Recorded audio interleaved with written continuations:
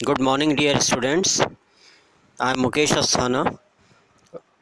Today we will study the first chapter of the snapshot, Summer of Beautiful White Horse.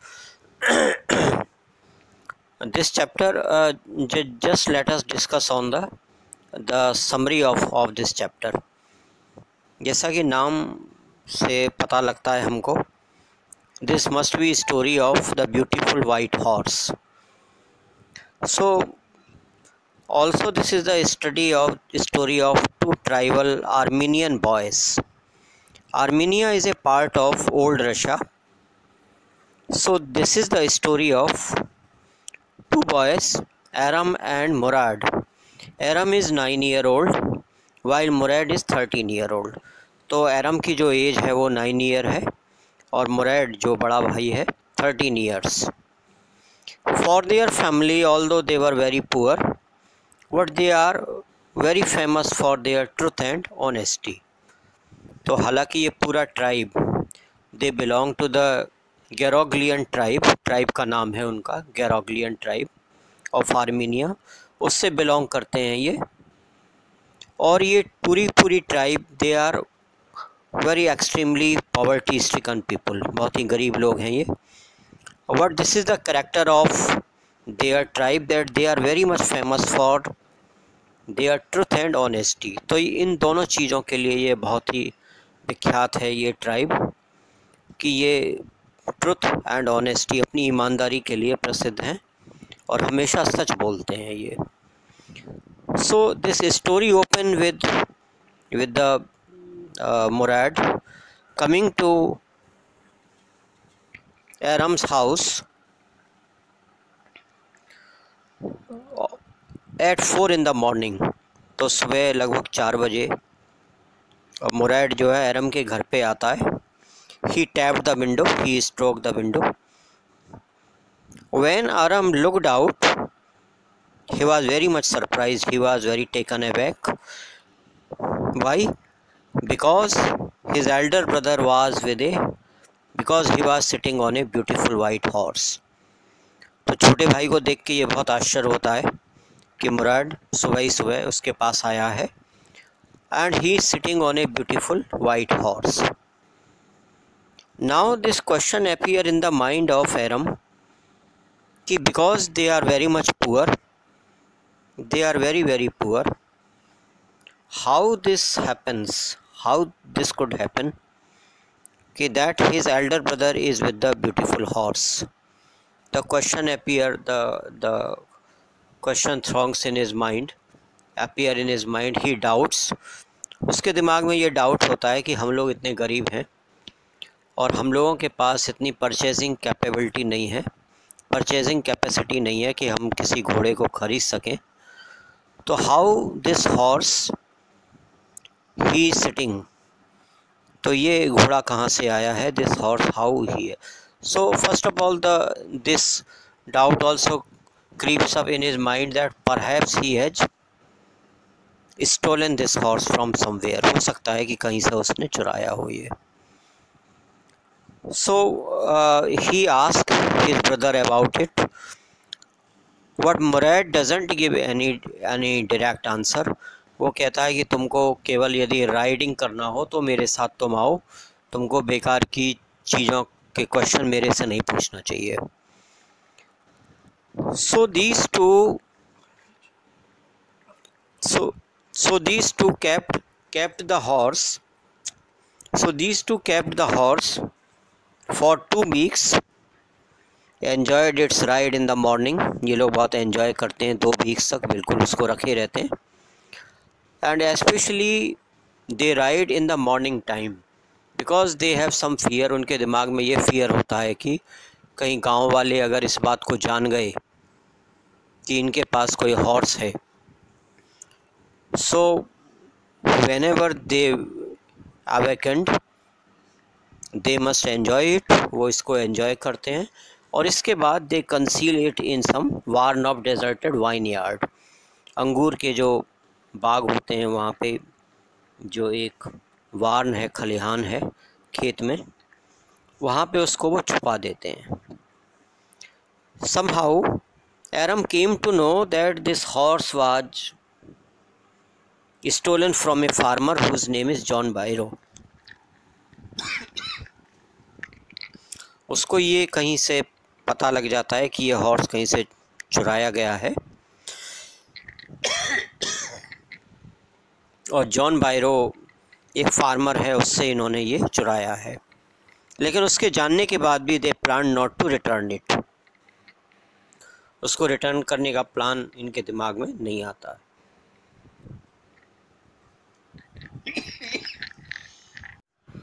So when they come to know that this horse belonged to a farmer named John Byro, जैसे उनको ये पता लगता है, specially छोटे भाई को जब ये पता लगता है कि ये हॉर्स उन्हीं के गांव से एक फार्मर है जॉन बायरो, उसका है ये।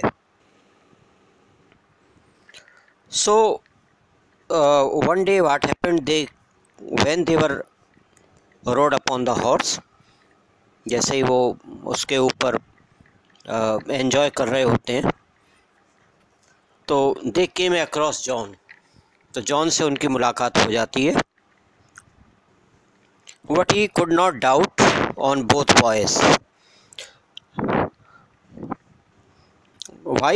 Because due to their family traditional value, क्योंकि जॉन बायरो को ये विश्वास था कि ये दोनों बच्चे जिस ट्राइब से बिलोंग करते हैं, जिस फैमिली से बिलोंग करते हैं, उस फैमिली में आज तक किसी ने भी स्टीलिंग नहीं की है, किसी ने भी चोरी नहीं की है। लेकिन उसको ये हॉर्स देख के डाउट होता है। Only he says that I would swear it is my horse if I didn't know your family. वो ये कहता है कि यदि मुझे तुम्हारी फैमिली वैल्यूज़ पे विश्वास नहीं होता, यदि मैं तुम्हारी फैमिली को ठीक से नहीं जान रहा होता, तो मैं स्वेयर करता हूँ कि ये मेरा ही हॉर्स होता ये। तो दोनों बच्चों को ये बात सुन के बहुत ही इमोशनल शॉक लगता है। This is a kind of moving experience to both of them. एक इमोशनल शॉक उनको लगता है and they decide to return the horse in John's vineyard. John का जो खेत है वहाँ पे वो उसको छोड़ आते हैं। और जैसे ही जॉन बायरो को when John Byro found his horse, he shared this story everywhere. He is very happy, he is very much delighted, बहुत खुश है वो। And this also he shared this experience with the Aram's mother. तो ये story है short में।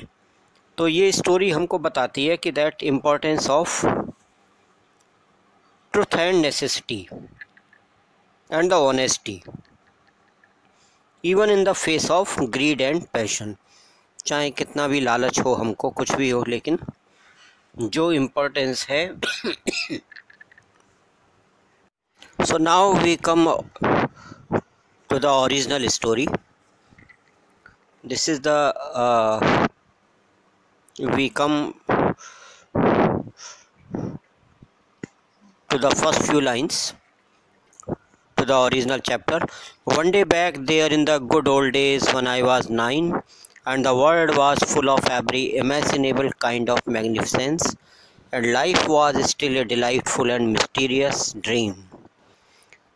Who is saying this? This sentence is said by the younger brother एरम। तो इस चीज़ को हम देखिए नॉस्टैल्जिया कहते हैं।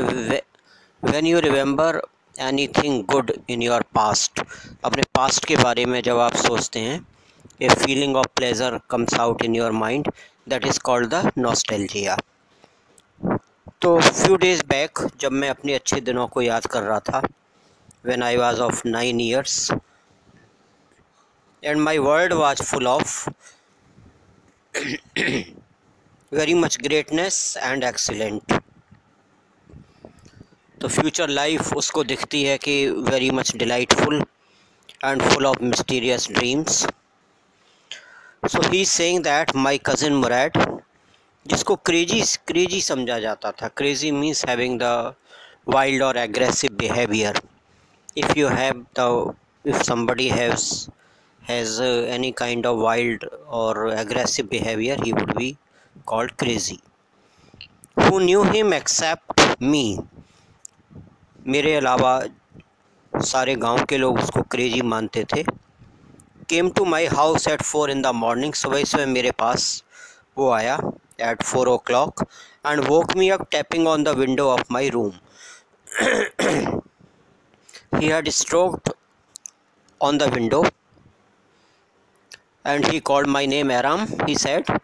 I jumped out of bed and looked out of the window. तो मैं तुरंत उठ बैठा और मैंने खिड़की से बाहर देखा। I couldn't believe what I saw. तो मुझे विश्वास नहीं हुआ कि on my eyes that what I am going to see there. It was not morning yet, but it was summer, and with daybreak not many minutes around the corner of the world, it was light enough for me to know I was not dreaming. So although it was still dark, and after few minutes the daybreak was to be happen. थोड़ी देर बाद सुबह होने वाली थी in the corner of the world. लेकिन इतनी enough light थी कि मैं पहचान गया that my cousin Murad was sitting on a beautiful white horse. तो मैंने ये देखा कि my cousin Murad was sitting on a beautiful white horse. बहुत ही सुंदर सफ़ेद रंग के घोड़े पे बैठा हुआ था. I stuck my head out of window and rubbed my eyes. Aram couldn't believe. He rubbed his eyes. उसने अपनी आँखों को मला ये देखने के लिए कि कहीं वो he is not dreaming. Yes, he said in Armenian, it's a horse. You are not dreaming. Make it quick if you want to ride. उसने तुरंत एक प्रपोजल दिया कि if you want to ride, that बहुत जल्दी से तुम dress up होके आओ and we should go towards some ride. I knew my cousin Murad enjoyed being alive more than anybody else who had ever fallen into the world by mistake. But this was more than even I could believe. हालांकि मैं इस बात को मैं जानता था. Writer is saying, Aram is saying that he is more alive. He always remain enthusiastic. हमेशा जोश से भरे रहना वो पसंद करता था उसका बड़ा भाई. और शायद वो उसके ट्राइब में उसका जन्म बाई मिस्टेक हुआ था. लेकिन ये उससे भी ज़्यादा आश्चर्यजनक बात थी. This was very much surprising for him that he could not believe on his eyes. In the first place, my earliest memories had been memories of horses, and my first longing had been longing to ride. एरम कहता है कि यदि कोई उससे कोई पूछेगा कि उसकी बेस्ट इंटेंशन क्या है इस समय, तो वो तुरंत कहता कि I want to have a ride on the beautiful horse. तो ये उसकी लॉन्गिंग थी, ये उसकी इच्छा थी, ये उसकी इंटेंशन थी हमेशा से. And what he was watching now, he was very much surprised. This was the wonderful part. And in the second place, we were poor. तो ये तो फर्स्ट पार्ट हुआ कि ये वंडरफुल पार्ट था that I want to ride on horse. लेकिन second बात वो कह रहा है कि रियलिटी ये थी कि हम लोग बहुत ही ज़्यादा गरीब थे. We were very much poverty stricken. This was the part that wouldn't permit me to believe what I saw. इसलिए वो कहता है मुझे विश्वास नहीं हुआ. I couldn't believe. I could not permit my eyes to see what I was watching there. Now he is telling about something about his own tribe. We were poor, we had no money, our whole tribe was poverty stricken. हम लोग बहुत ही ज़्यादा गरीब थे. अपनी tribe के बारे में बता रहा है ये कि हम सारे लोग, पूरा ग्रुप, हमारी जो जाति थी बहुत ही गरीब थे। We had no money. Our whole tribe was poverty stricken. सभी के सभी लोग गरीबी से suffering with the poverty. Every branch of the Geroglian family was living in the most amazing and comical poverty in the world. यहाँ वो ये बताता है कि हमारे लोग जितने भी थे, हम लोग एक मोस्ट अमेजिंग पॉवर्टी में जी रहे थे हम लोग, और comical poverty. Why he say this poverty as the comical? Because the elder of their family had not cared about tomorrow, that how they would be able to feed their children. They had no cared about it. इसलिए writer इस चीज़ को कहता है कि that was very much comical. तो बहुत ही amazing condition में, एक बहुत ही आश्चर्यजनक स्थिति में रह रहे थे और हास्यपूर्ण कॉमिकल पॉवर्टी में हम लोग रह रहे थे। Nobody could understand where we ever got money enough to keep us with food in our valleys. Valleys means stomach.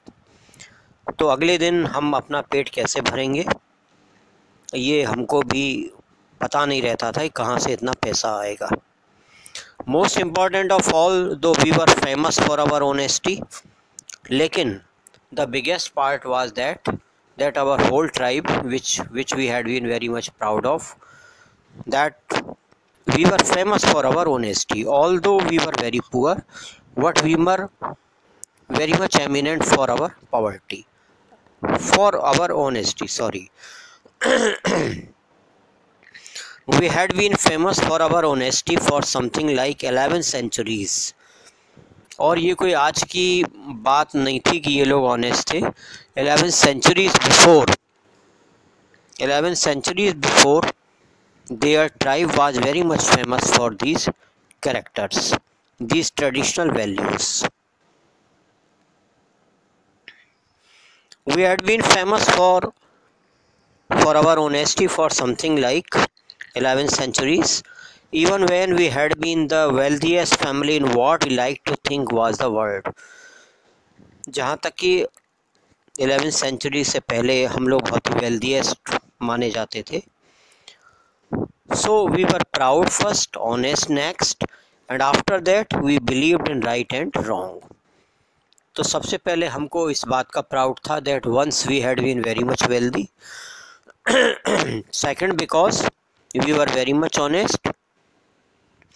और उसी के बाद when we used to do any action, we take decision that it was right or wrong. None of us would take advantage of anybody in the world, let alone steal. तो वो कहता है कि हम में से चोरी की तो बात जाने दीजिए, let alone steal, चोरी करना तो बहुत दूर की बात थी। हम लोग एक दूसरे का advantage in an unfair means हम लोग ये तक भी नहीं जानते थे। Next paragraph. Consequently, even though I could see the horse so magnificent, even though I could smell it so lovely, even though I could hear it breathing so exciting, I couldn't believe the horse had anything to do with my cousin Murad, or with me, or with any of the other member of our family, asleep or awake. तो यहाँ Aram is describing the beauty of the white horse. He was very much impressed. His smell, his touch was very much impressive because he had not seen, उसने आज तक इतना सुंदर घोड़ा नहीं देखा था. So much exciting feeling he had. और वो कहता है मुराद ही क्या, मेरी पूरी फैमिली में किसी भी मेंबर्स ने शायद ही कोई इतना सुंदर घोड़ा देखा हो. एस्लीप और एवेक, चाहे सोते हुए या जागते हुई कंडीशन में. Because I knew my cousin Murad couldn't have bought the horse, and if he couldn't have bought it, he must have stolen it, and I refused to believe he had stolen it. तो अब यहाँ पे अब वो reality की तरफ बढ़ रहा है। वो कहता है कि क्योंकि परचेसिंग कैपेसिटी नहीं थी हम लोगों की कि इतना ब्यूटीफुल वाइट हॉर्स को हम लोग खरीद सकते, तो ज़रूर ही मेरे भाई ने, मेरे कज़न ने इसको कहीं से स्टील किया होगा, कहीं से इसको चोरी किया होगा। And I refuse to believe he had stolen it. अब देखिए शेक्सपियर यहाँ पे इस कंडीशन को कहता है कि टू बी और not to be, that is the question.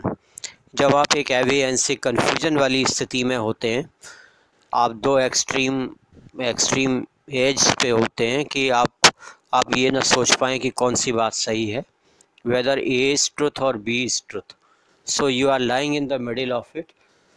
तो शेक्सपियर ने इसका एग्जाम्पल दिया है हेमलेट में। So he was in the same kind of condition. First of all, he could. Now next paragraph, we move on next paragraph. Well, it seemed to me stealing a horse for a ride was not the same thing as stealing something else. एरम यहाँ ये सफाई दे रहा है, ये clarification दे रहा है कि horse को स्टील करने में और मनी को स्टील करने में बहुत अंतर है। हॉर्स को आप राइडिंग करने के बाद वापस अगर आपने लौटा दिया, so this would not be called a stealing. लेकिन मनी को जब आप ले लेते हैं, इसको फिर आप लौटाते नहीं हैं, so this is called the stealing. Let me put on some clothes, I said. तो जब मुराद ने ज़्यादा उसको प्रेस किया, एम्फेसाइज किया, तो उसने कहा कि मैं कुछ कपड़े पहन लूँ।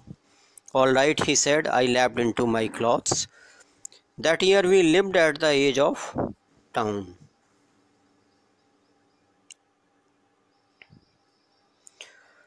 On Walnut Street, Walnut Avenue, behind our house was the country vineyard, orchard, irrigation dip, and country road. In less than 3 minutes we were on Olive Avenue, and then the horse began to trot. एरम बता रहा है कि यहाँ पे हम लोग walnut Avenue पे रहते थे और हमारे घर के पीछे पूरा कंट्री एरिया यानी रस्टिक एरिया, रूरल एरिया था, जहाँ वाइन यार्ड, ऑर्चार्ड्स, जहाँ बाग बगीचे थे और इरिगेशन डिचेस थी, सिंचाई वाले बड़े बड़े तालाब थे, और रूरल रोड्स भी थी। तो 3 मिनट में हम लोग ऑलिव एवेन्यू पे पहुँच गए। And the horse begin to trot. Trot means to run fast. Horse बहुत ही तेज़ी से दौड़ने लगा। Air was very new and lovely to breathe. Very pleasant atmosphere was there. The feel of the horse running was wonderful. My cousin Murad, who was considered one of the craziest member of our family, began to sing. वो अपने मस्ती में वो गाना गाने लगा। I mean he began to roar. यानी वो एक तरह से वो दहाड़ने लगा। To sing in a hoarse voice, very harsh voice. Next paragraph. Every family has a crazy streak in it somewhere, and my cousin Murad was considered the natural descendant of the crazy streak in our tribe. एरम यहाँ ये कहता है कि हर परिवार में कुछ ऐसे लोग होते हैं जिनका नेचर दूसरों से अलग होता है, वो वाइल्ड या एग्रेसिव बिहेवियर के होते हैं। तो इसको एक क्रेजी स्ट्रीक बोला गया है, यानी एक सनकीपन। हर एक फैमिली में एक ऐसा व्यक्ति होता है जो थोड़ा सा वाइल्ड होता है और एग्रेसिव होता है। तो अपने यहाँ पे वो अंकल खुसरोब के बारे में बात कर रहा है। Who was an enormous man with a powerful head of black hair and the largest moustache in the San Joaquin valley. तो बहुत ही स्ट्रॉन्ग पर्सन थे वो। He had a lot of hair on his powerful head, और जहाँ रहते थे उस एरिया में उनके लार्जेस्ट माउस्टेच, सबसे बड़ी मूछें थीं।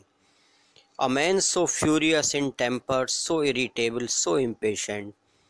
लेकिन ये सब जिस क्वालिटीज़ हैं उनके अंदर, बहुत ज़्यादा फ्यूरियस हो जाते थे, बहुत एंग्री हो जाते थे,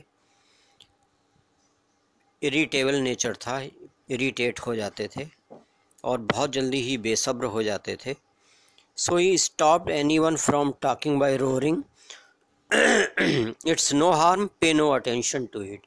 ये यहाँ पे पंच लाइन है, वो जो ये बोला करते थे कि चिंता मत करो, इसमें कोई भी हानि की बात नहीं है, इसकी तरफ जरा भी ध्यान मत दो, चाहे कितना भी बड़ा नुकसान हो जाता था। That was all, no matter what anybody happened to be talking about. इसमें एक एग्ज़ाम्पल दिया गया है कि उनके आदत के बारे में, कितने लापरवाह थे वो। Once it was his own son, Eric, running 8 blocks to the barber shop where his father was having his mustache trimmed. एक बार उनका लड़का एरिक दौड़ता हुआ आया, कहाँ पे? He was sitting on the barber shop at that time, और वो अपनी mustache को ट्रिम करा रहे थे, टू कट शॉर्ट। और उसने बच्चे ने आके ये बताया कि जल्दी से चलिए, अपने घर में आग लग गई है। That their house was on fire. This man Khusro set up in the chair and roared, "It's no harm." बड़ी ज़ोरों से दहाड़े और बोले कि अरे इसमें क्या नुकसान की बात है, Pay no attention to it. इसकी तरफ जरा भी ध्यान मत दो। बार्बर ने भी इंसिस्ट किया, बच्चे ने भी बार बार कहा, What the boy says, your house is on fire, कि आप जल्दी से चलिए, घर में आग लगी हुई है। So Khusro roared, "Enough, it's no harm, I say." उन्होंने कहा ज़ोर से कि मैं बोलता हूँ कि इसमें जरा भी नुकसान की बात नहीं है, चुपचाप रहो तुम लोग। Next para, my cousin Murad was considered the natural descendant of this man. So natural descendant, the same habit, यदि एक जनरेशन के बाद दूसरी जनरेशन में होती है, so it is called the natural descendant. Although Murad father was Zorab who was practical and nothing else. यद्यपि Murad के फादर का नाम जोरेब था और वो बहुत ही प्रैक्टिकल थे। That's how it was in our tribe, हमारी ट्राइब में इसी तरह के लोग हुआ करते थे, ज़्यादातर समझदार होते थे।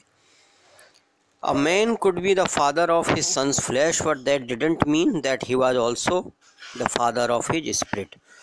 तो यहाँ राइटर ये कह रहा है कि किसी बच्चे के बीच में और उसके फादर के बीच में बॉडीली रिजेम्बलेंस तो हो सकता है, दोनों एक जैसे लग सकते हैं, लेकिन it is not necessary that the nature of both the person should be the same, of father and son. The distribution of the various kind of spirit over time had been from the beginning capricious and vagrant. तो ज़्यादातर लोग हमारे यहाँ के जो थे, किस तरह की स्पिरिट थी, किस तरह का नेचर था उनका, they were very capricious.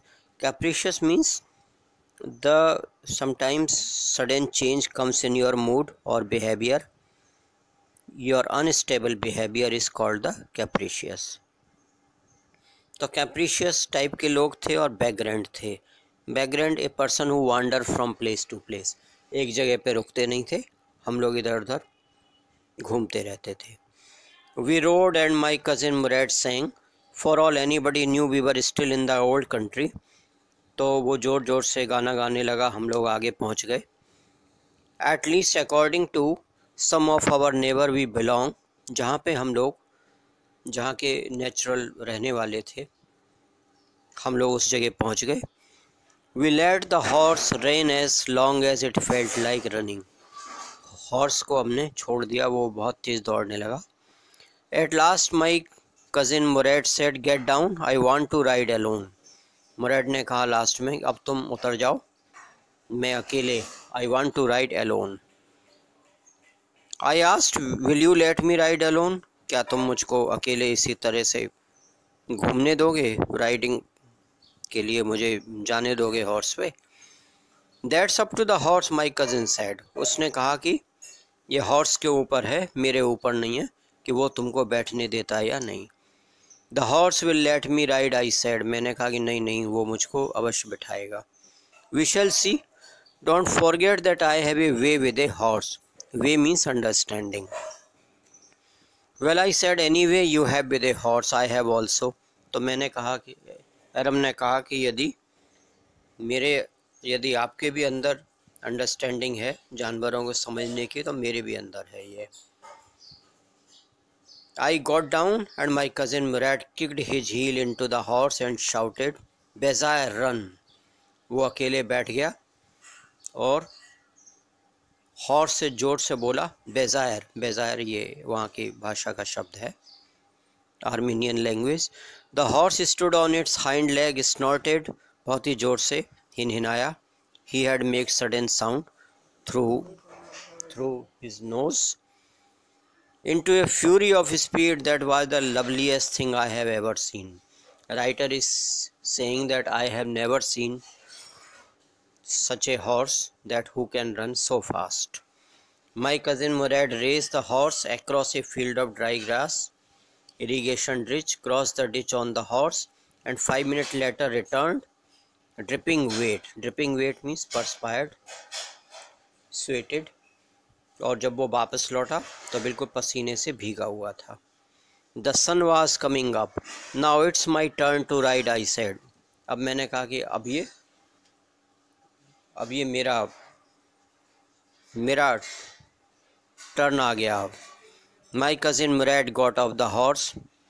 वो उतर गया घोड़े से. Ride, he said. उसने कहा जाओ बैठ जाओ. I leapt to the back of the horse and for a moment knew the most awful fear imaginable. The horse didn't move.